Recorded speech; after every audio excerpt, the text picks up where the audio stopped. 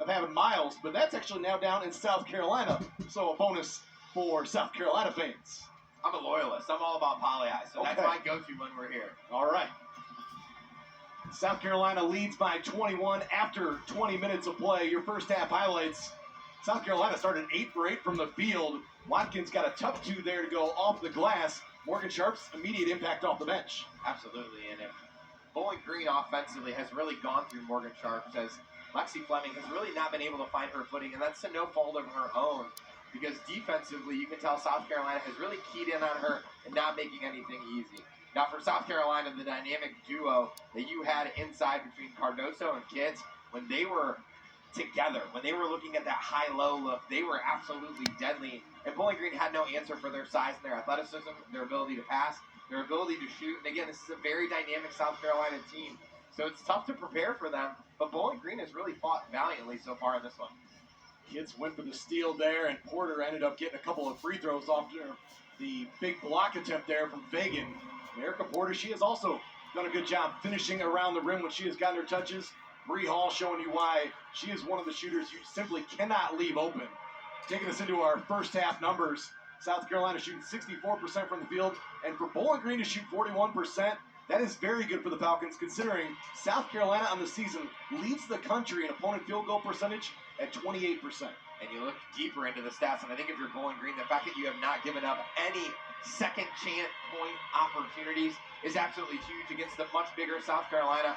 I look at this and you say, South Carolina, #1 team in the country, they're going to be difficult to beat when they're not shooting well, but when they are shooting as well as they have so far in this one, it's going to be doggone near impossible. Those are your first half highlights and stats, and we are moments away from getting the third quarter underway here inside the Stroh Center. South Carolina ranked #1, one of 2 top 25 teams in action tonight. The other, North Carolina, taking on Oklahoma. We also have a lot more top 10 teams in action tomorrow. Baylor will be taking on Providence. LSU will take on Coppin State. Then you've got North Carolina State taking on Old Dominion, and Texas will also be in action.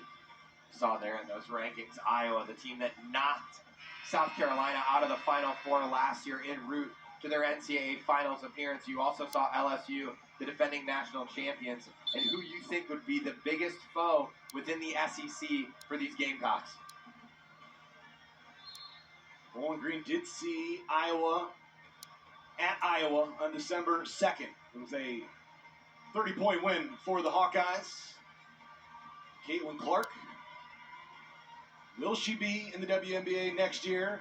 Right now, Indiana as the #1 pick in the WNBA draft. They had Aaliyah Boston be their host for the WNBA draft, and she brought home #1. And you think whoever gets Caitlin Clark is getting such a dynamic playmaker and an absolute scoring phenom. And 1 to start this third quarter. Cardozo going to go right to work. That first half for Cardozo, she was 2 for 2 from the field and had 3 rebounds and a couple of assists.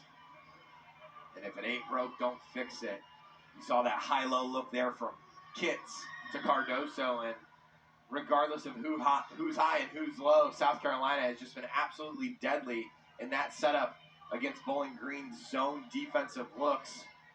There's really no answer inside. See what the Falcons can do on their first possession of the quarter. Kohler hasn't had a lot of looks. Velasco 6 points in the first half. Hands it off to Kohler. And it's tipped and stolen by Raven Johnson, and Kohler able to win it back. She'll leave it for Fleming, who thought about the 3. It's Kohler dialing it up. Off the side of the rim, and Bree Hall will give it up to Johnson. Kohler with an outstanding prep career at Olmsted Falls near Cleveland, Ohio. Had a chance to watch her in regionals. She was originally committed to play at Buffalo. Things didn't work out the way she would have hoped. And ends up here at Bowling Green, where things have worked out very well for both sides.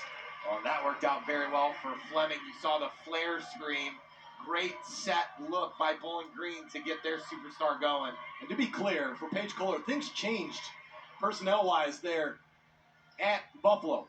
The door opened at Bowling Green. She decided to be a Falcon. Bowling Green is very happy to have her. As you see, the freshman who stepped into a starting role and has played valiantly so far, not only in this one, but against this Bowling Green very difficult schedule they've had so far. Velasco looking for an open teammate, finds Fleming backdoor, baseline. Had to try and go over top the defense, and last touched by South Carolina. And here comes Erica Porter.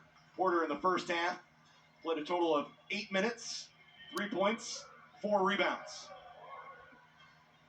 Good move by Coach Shamil, getting Porter back in. It felt like her presence inside, just a little bit more physical on the defensive end, started to give those South Carolina bigs issues late in that first half.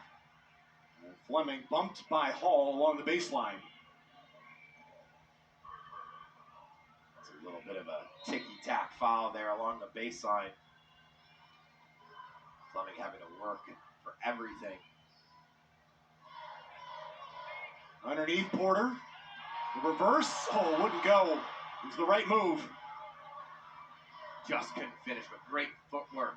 Cardozo runs the floor, gets caught too far underneath, and stepped out of bounds. And I think even if Cardozo had caught that one cleanly, she was going to find herself way too deep. As we said, great rim runner as a big, deceptively quick at 6'7". Might not look like she's moving all that fast, but she's covering a lot of ground with each one of those steps. Kohler going to use the screen. Out to the corner. Hill gets an open look. Olivia Hill, great ball movement by Bowling Green. Great job by Fleming there to make the extra pass. She had a look from the corner, but Hill wide open at the top of the key, cans it for Bowling Green. Hill is 2 for 3 beyond the arc, and you go high-low with Cardozo and Kitts. And any combination that you've gone, low-high, high-low with those two, there's just been no answer for Bowling Green. For Kitts, she now has 13 points, needs one more to tie her season high, which is 14. That game against Duke when Kitts and Hall were the 1-2 punch that I thought were huge throughout that game to keep South Carolina right where they wanted to be. Coach Staley has to be really happy with the production out of this sophomore Kitts. I think she's really, just look at this team and you see the talent, just the oozing of talent out of their lineup. You think, who's the next big superstar they have, and Kitts might be the one. Smart cut to the basket, layup for Kitts, and now a season-high 15. And they're just so unselfish. It makes them so difficult to defend. Velasco had to get it off quick and picks it in. Amy Velasco, her 15th three of the season, shooting it at 50%. Bowling Green not going away quietly. Has found a little bit of rhythm offensively here, but desperately need to stop on the defensive end of the floor. Powell with back rim on her three-point attempt.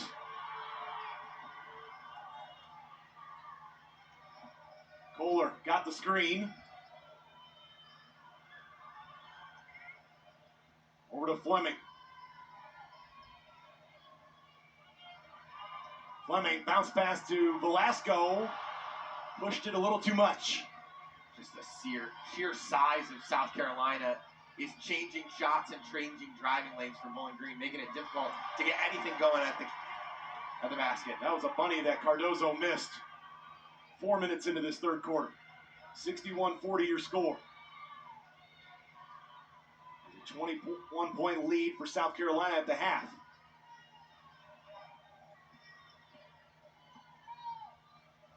Good job. Powell took that extra pass away. And that is off of Kohler, looked like. I'm going to say it was actually last touched by Johnson. Thought it might have clipped the arm of Kohler as Morgan Sharps checks in. Sharps, first half, 13 points on 5 of 8 shooting. She came out hitting from distance, then found a couple of buckets around the paint, went back outside, hit one more three before halftime. And I like the move to get Sharps back in. As you're clicking offensively, try and get her into a bit of a rhythm as the rest of the offensive flow seems to be working for the Falcons. Velasco and nowhere to go, trying to force it up to beat the shot clock. Saw there the defense by Wiley, as you said, the Columbia, South Carolina product. Absolutely wonderful prep career as well. Winning several state titles. Contributing as a 7th grader is just mind-boggling to me. What an opportunity to have, right? And there's Kitts with the mid-range game. Just always looks under control, very comfortable wherever she shoots the basketball. And you can just see Kitts as these games have gone on for South Carolina. She just continues to get better and better and more comfortable with her role within this squad. Really solid defender. Offensively, her game just continues to grow. Pow gets her hands on it again, and this time has the steal. Kitts has deep position. She'll get the catch against Hill, get around her, and score 2 more. Everything Chloe Kitts touches right now turns into a bucket.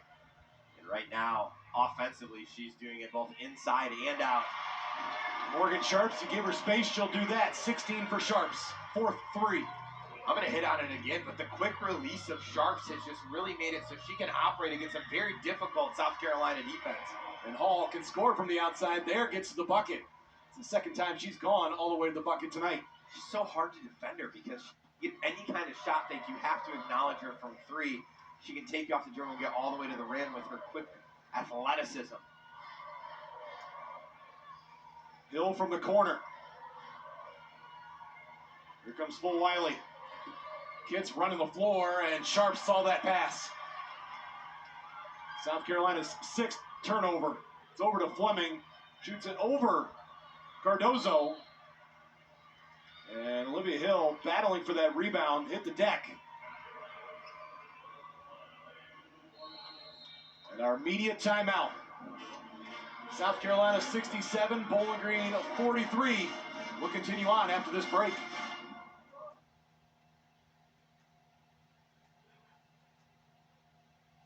Jamil, Bowling Green. Those two have spent a lot of time together over the last decade plus. See that there, and Staley went on to go into the stands and say hello to Coach Jamil's entire family, and you gotta love the reunion, and really you gotta love what Coach Staley has done coming here to Bowling Green, playing her former assistant coach's team, bringing this great crowd here tonight to the Stroh Center. It's been a wonderful show. Great for both these squads. You said it earlier, and it's worth saying again. Dawn Staley will play anyone, anywhere, anytime. And that's why her team, year in and year out, is in the conversation for the national title. Velasco trying to find some space up high. They get it over to Sharps. Ball knocked away from Fleming.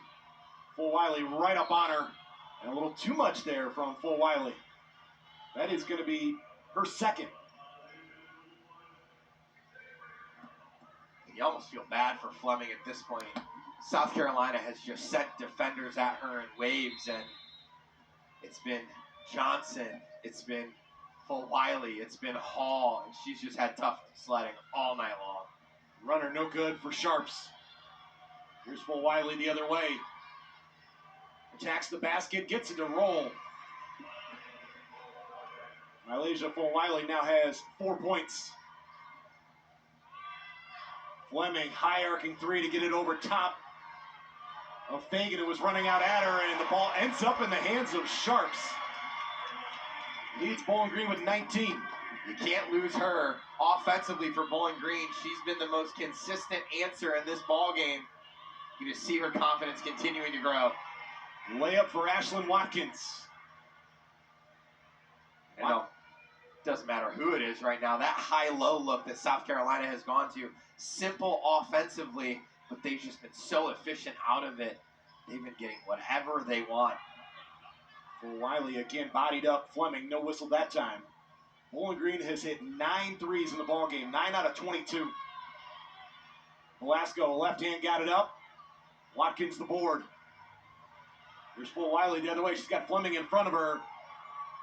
Got all the way to the basket, couldn't finish it. The follow, and it's going to be an and one. Sanaya Fagan stayed with it, and the junior has a chance at a 3-point play. And you see there the flex motion from Pow on the bench, and I think this one comes down to something very simple. South Carolina is very big, and they are a problem inside, and you've seen it really throughout this one. Points in the paint, heavily favoring the Gamecocks, and they've at times been very efficient from three, but they're at their most deadly when they get the ball inside. They go through those talented bigs, those dynamic bigs, great athletes on the perimeter as well to surround them. And again, just a talented bunch, the #1 team in the country for a reason. Sanaya Fagan, her athletic background coming from her mom and her dad. Mom Sherry played basketball at Washington. Dad Charles at Morgan State. Sharps just sees a little bit of space, but is well off the mark with that one. And Porter able to gather. She'll go right to work, and Erica Porter couldn't get it to go with the left hand. Another really great move by Porter, just not able to capitalize. Now Fagan will face up against Hill. Her baseline jumper, no good. Wiley comes in for the rebound. She just flat out wanted that one more. And now Tessa Johnson will give South Carolina another chance on this possession as we are inside a minute remaining in the quarter. Wiley had a quiet first half, but has started to make her presence known in this third quarter for South Carolina. Watkins right into the body of Hill, and it's an offensive foul. It's number 2 on Ashlyn Watkins. Coach Staley did not like the call. She's smirking a little bit about that one afterwards, still shaking her head like, are you kidding me? And that was one of those 50-50 ones. I think the official probably saw the shoulder drop. That's going to be a tough call either way. Tighter ball game, that argument would still be going on. Well, and she might continue to let the official hear because, as we've said, she's had quite the go so far offensively for her team. It looked like a good take there by Watkins. Yeah, she had a good case. Porter underneath. Had 3-4 defenders there, and South Carolina wanted a walk as she stepped through the defense. Erica Porter a chance to add to her 3 points tonight to go along with 6 rebounds. Porter not a very good free throw shooter on the season coming in. She was just 5 of 15 entering this ball game. In the first half, she was 1 for 4. But you got to like what you've gotten out of Porter if you're Coach Shamil. Coming off the bench tonight, as you said, has kind of been in and out of that starting lineup. You got to love that she's answered the bell. She's come in here. She's given you some really solid minutes. She's played well inside, been physical with those dynamic bigs from South Carolina. Has given you a very solid effort. Just hasn't been able to finish here, but had some great moves, a great pivot there to get inside and get to the free throw line. One more for Porter. Bowling Green as a team, 8 out of 11 at the free throw line. South Carolina 6 for 6. And you'd think if Bowling Green wants to make noise in the MAC later this year, Porter's going to have to play a role in that run. So continuing to see her figure it out here for the Falcons is very important. Mid-American Conference play beginning January 3rd. Left wing 3, too much. Watkins comes in, takes it away. Underneath, stays with it, and has a chance at a 3-point play. South Carolina flat out right now is going to get every miss, and Bowling Green not getting a body on them. And that 1-3-1 zone from Bowling Green, I get the idea. You really want to clog up the lane. You don't want to give too much space for those bigs. You want to eliminate the high-low look that truly has throttled you at times during this game. But in doing so, you're giving up a lot of second-chance opportunities, and you're giving up those 3-point looks as well. And South Carolina has made you pay. South Carolina trying to keep it out of the hands of Bowling Green's guards as time expires in the third. And South Carolina outscores Bowling Green by 10 in the third quarter to extend their lead to 31 with 10 minutes to play. 78-47 the score. #1 in the country. Looking to stay perfect and move to 11-0. Falcons, one more quarter to battle.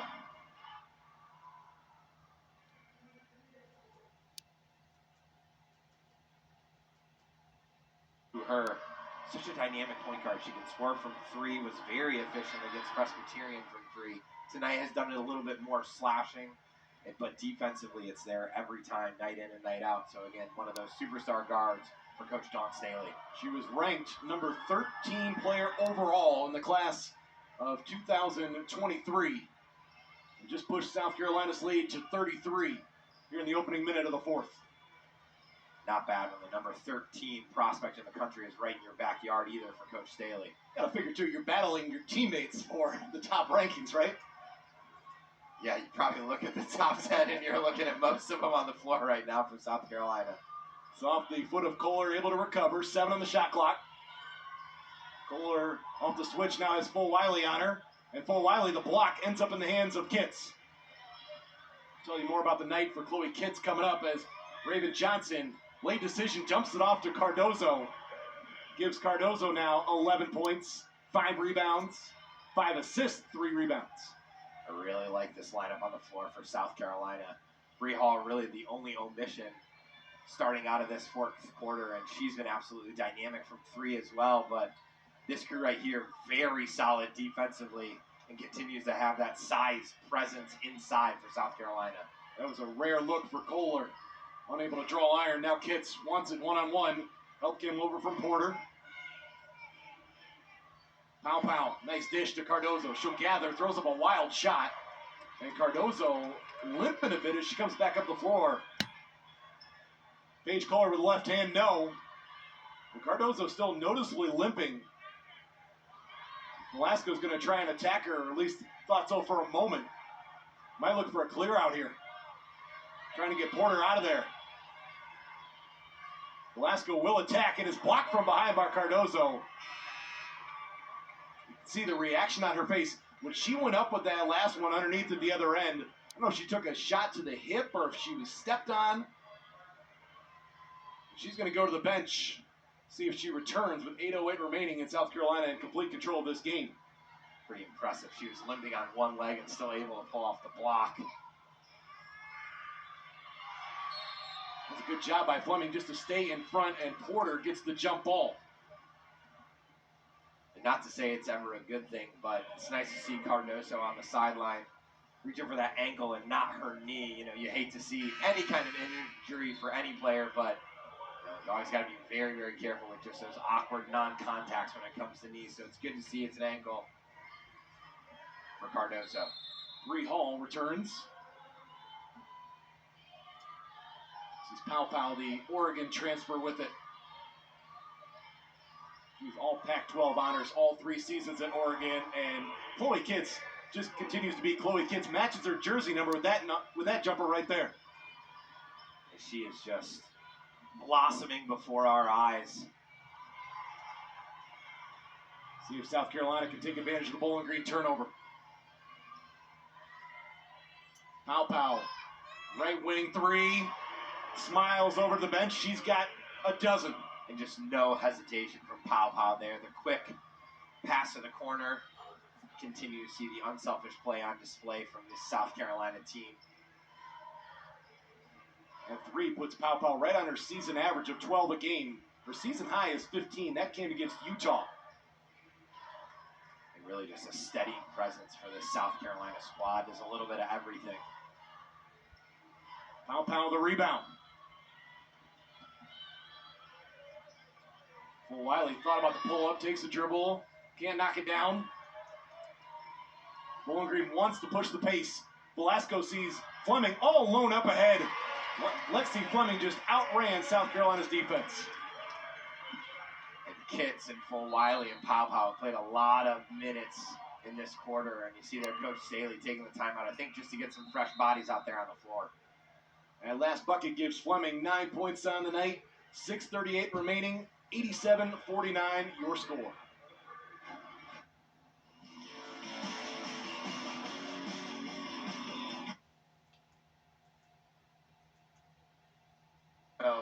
Is going to be an absolute menace in the Southeastern Conference this year. South Carolina on the season shooting 52% from the field, 60% tonight. Shot 64% in the first half, and making sure things don't get carried away as Watkins and Velasco get a little tangled up. See Sharps come over, help with, getting Velasco up there. Watkins took her for a little bit of a ride. Velasco, Sharps, Fleming, any one of those players, never going to back down. You love the fight in this Bowling Green team throughout this game. Have not backed down, as you said. Trying to get the backdoor cut to Hill, last touched by South Carolina with 9 on the shot clock.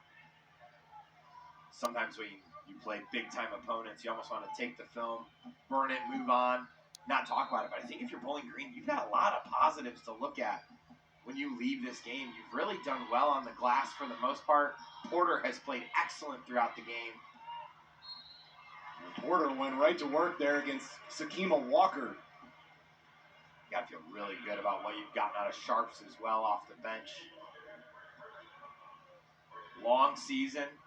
As we highlighted before the game, this month of December is probably less about wins and losses for Bowling Green and more about just figuring out how they're going to operate moving forward. And I think this is another piece in the puzzle of their season that they'll look back on and really draw some positives from.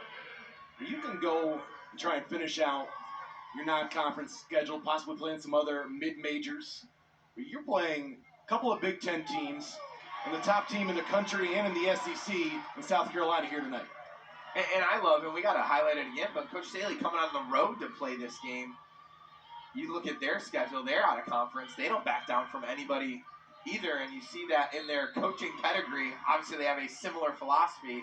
Spent a lot of time together of let's challenge our teams early so we're ready late in the year to make a run when it's most important. South Carolina is going to begin SEC play on January 4th at Gainesville, taking on the Florida Gators.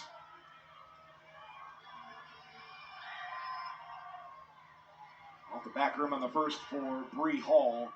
It was 11 of 13 from the free throw line coming in here. Did not attempt a free throw in the first half, but she is an improved free throw shooter overall. She comes out of that Dayton, Ohio area where you've had some absolute powerhouse female basketball teams in Huber Heights, Wayne, Kettering Alter, another one in that area that for quite some time have really dominated Ohio basketball. That Cincinnati, Dayton area really at the forefront when we get to the Final Four in OHSAA play. Just one more note on the improvement for Bree Hall and her improved free throw shooting. Last two seasons, 63 and 61%. Coming in here, 84%.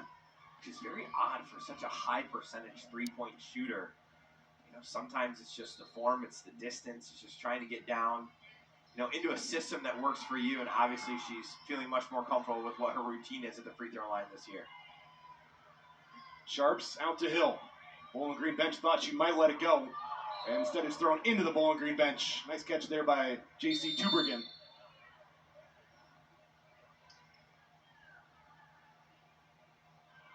And we are just under 5 minutes remaining, taking us to a timeout.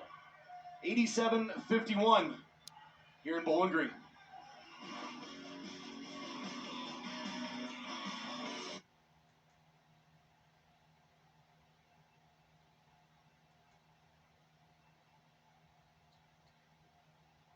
Check.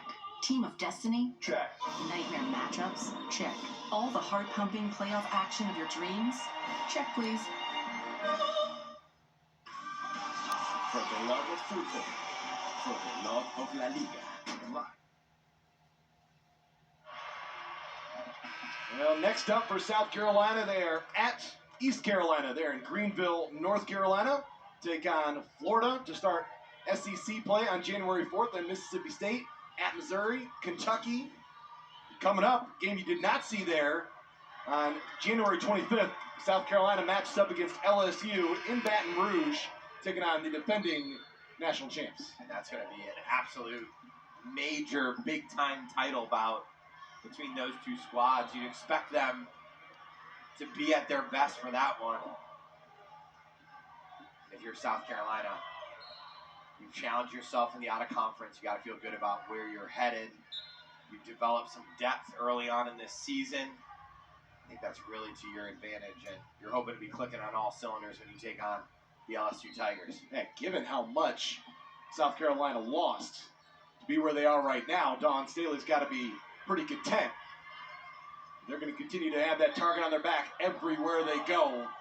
And Bowling Green was trying to get a jump ball. Instead, it's going to be a foul against Velasco. For Amy Velasco, her third.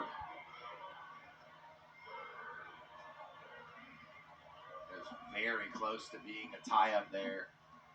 You mentioned it a second ago, but when you look at this South Carolina team, yes, they lost some major pieces. You lost Zia Cook, you lost Aaliyah Boston, but you had such a depth of talent, and you've recruited at such a high level over time that you feel really good about where you're at. You've been able to go out in the transfer market and get the right pieces that fit into what you want to do. You know, your philosophy as a team. So I think Coach Staley really has it clicking.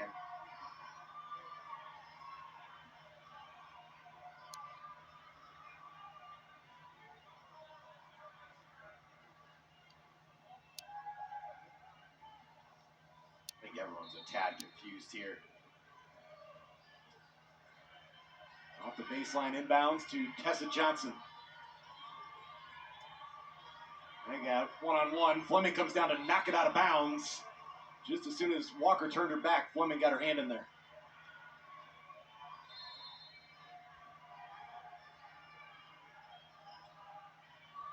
Johnson baseline catch and shoot. Tessa Johnson, 2023 McDonald's All-American. Is the state of Minnesota Gatorade Player of the Year. It's nice when you can bring a McDonald's All-American off your bench as your 10th or 11th man. Woman, sorry. And she will continue to be one of those players that I think, like Full Wiley, will have a bigger role as she continues on. Morgan Sharps, 22 points on the night. Sharps has got to feel great after this game against the top team in the country. She's really put on a show. Quieting the crowd, Ashlyn Watkins. 9 points, 7 boards for Watkins. Watkins can do a lot of different things for this South Carolina squad. A great defender, really good on the boards.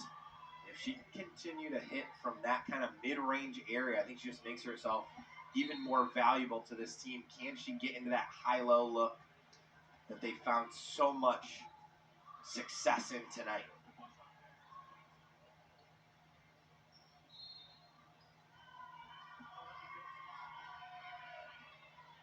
Into Hill, keeps it out of the hands of Watkins. 8 on the shot clock for Velasco. Corner for Sharps, can she stay hot? Yes, 25 for Sharps. For Morgan Sharps, she's now 1 point shy of her career high. She had 26 against Southern Indiana. Off the miss for Walker, here come the Falcons. Just over 3 to play. Sharps finds Porter.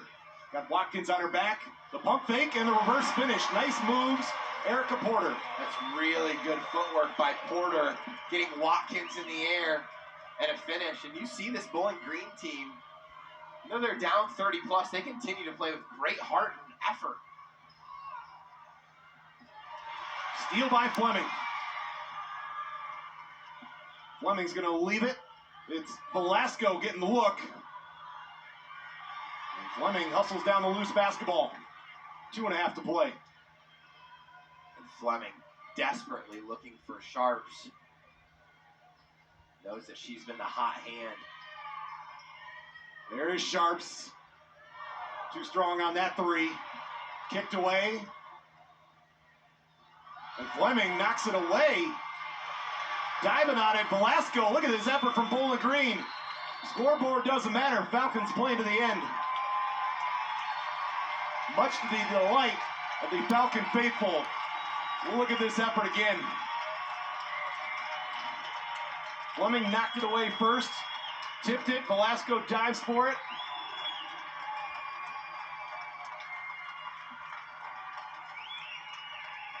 You got to give Fleming a ton of credit.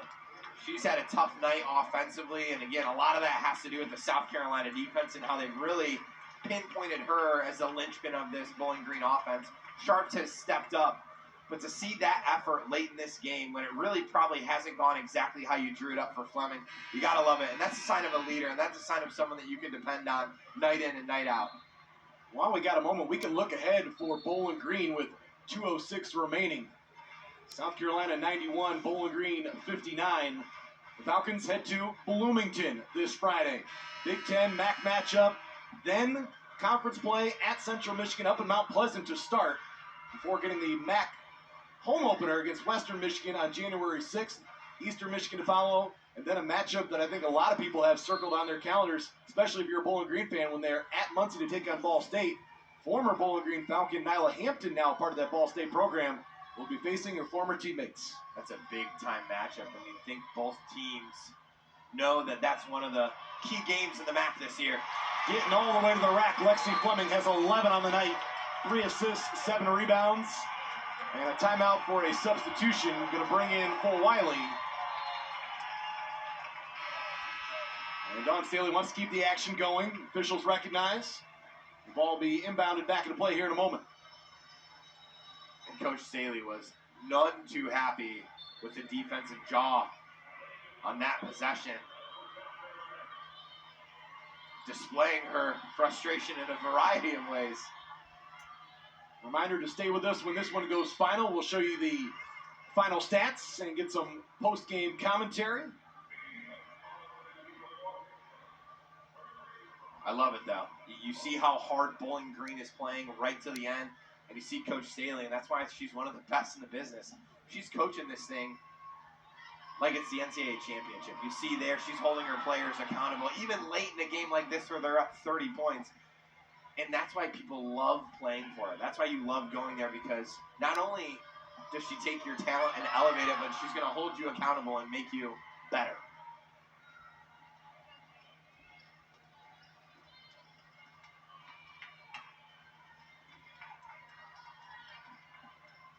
Velasco gets the handoff to Sharps. Now Porter facing up against Walker, will hand it off to Sharps.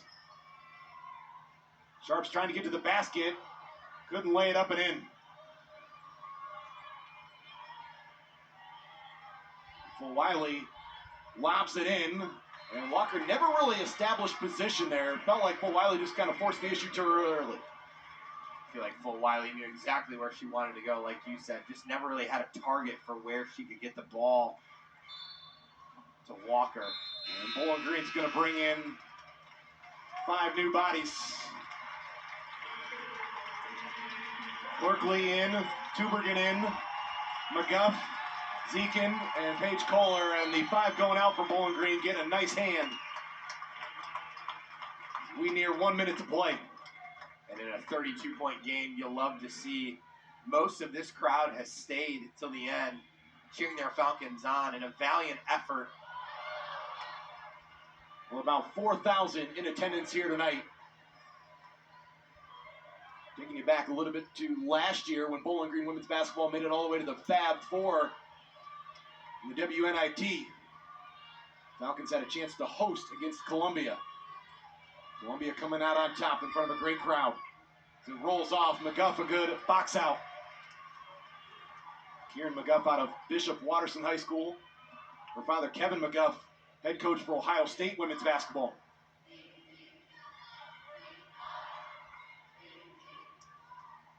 McGuff will put it on the floor. We get a foul, a hand check foul.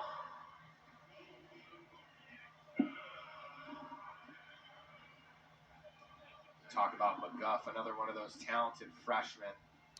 Her and Kohler have really, made their presence felt so far on campus here in Bowling Green.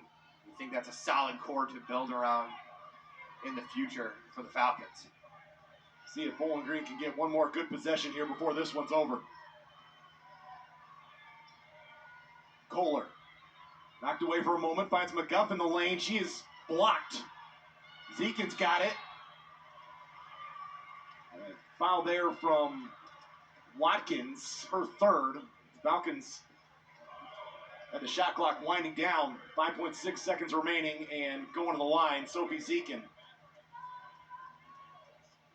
Zekin out of Brighton, Michigan, 6'2" senior.